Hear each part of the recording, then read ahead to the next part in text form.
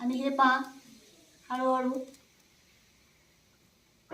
Carbon डायऑक्साईडचे जे बुडबुडे आहेत ते काय होत आहेत आणि हे बघा त्याच्यामुळं ते हवेत मिसळतात आणि लगेच मेणबत्ती विझते. विझले की नाही?